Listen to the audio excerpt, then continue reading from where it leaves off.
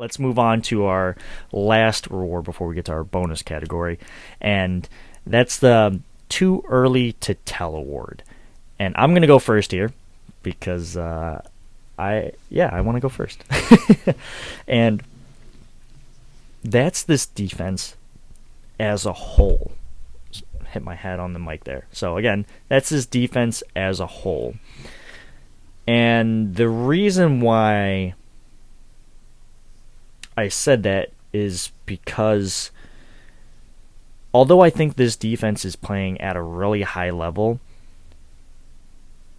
I don't necessarily think 6 games is enough of a sample size for me to understand what this defensive strength and weaknesses are. And there's some factors that come into this, right? The small sample size. I just said that. Strength of opponents. We played against, and I understand we can't control who we play against, but you have to consider this, right? We played Davis Mills and the Houston Texans. Then we, in the rain, nonetheless. Then we played, who else? A Ryan Fitzpatrick-less Washington football team with Taylor Heineke. And then we played a Tua Tagovailoa-less Dolphins team, which, I mean, Tua's Tua, so there wasn't much of a drop-off when you put Jacoby Brissett in there, in my opinion. But, 3 opponents right there, and it's not like I wasn't sold on this defense, but I was like, okay, well, this definitely looks like we're going in the right way. Show me a little bit more. And then we played the Kansas City Chiefs, and they normally score 34-ish points a game, at least at that time, and we were able to hold them down to 20 points. So two scoring drives below their mean, and I was very happy with it. And I started to think to myself, I was like, well, rain was a factor in there too. Maybe could that have been it? And I was like, no, maybe not. So I say all this really to say that although this defense has shown some really, really high level of play, specifically against the Chiefs, and let's say we toss out the 2 shutouts and the game against Washington, we also had a really bad game against the Titans. Really, really bad. We were averaging number 1 scoring defense, 12.8 yards or something like that per game, and we just let the Titans get 34 points on us. So almost triple the amount that we were used to.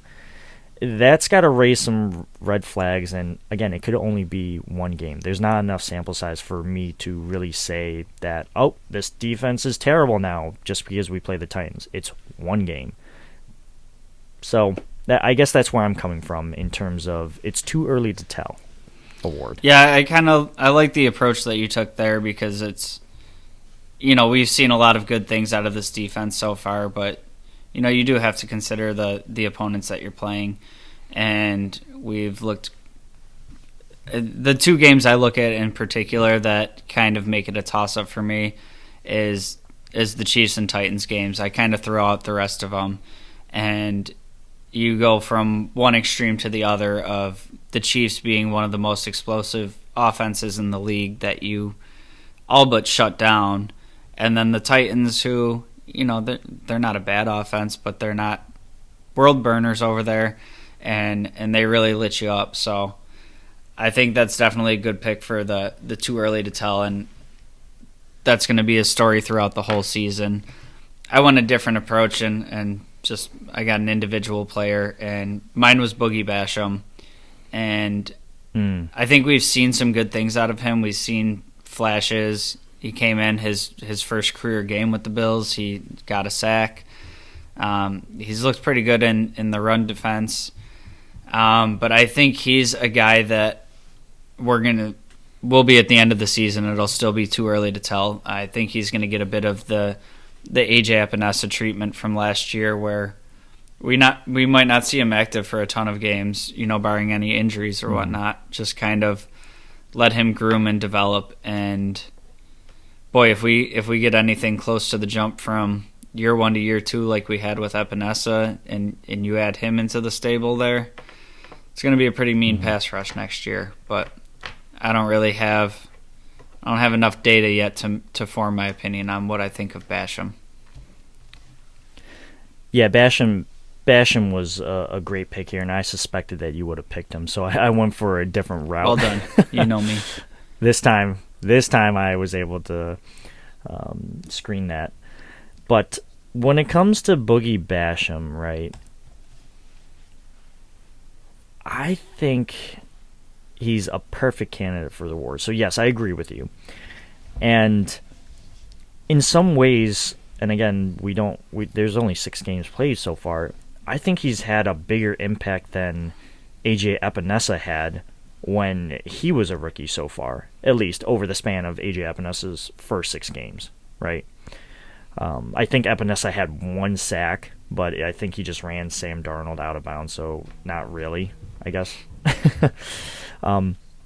So Boogie Basham's interesting because he's a second-round pick, and I thought, he's going to be a starter every time, but he's sitting on the bench, and he's coming in seldom for specific game plans, and I wonder if that changes soon, especially with how the defensive line plan didn't really work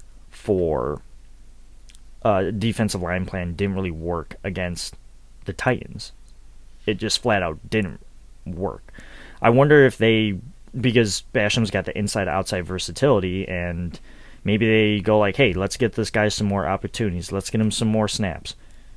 Take Harrison Phillips out. Or, deactivate one of the 4 linebackers that we didn't need out on the field against the Titans and bring in, Boogie Basham or AJ Epinesa and really beef up this defensive line, because he's flashed, yes, and he's got a high motor, so he'll never stop until the whistle. He'll play through that.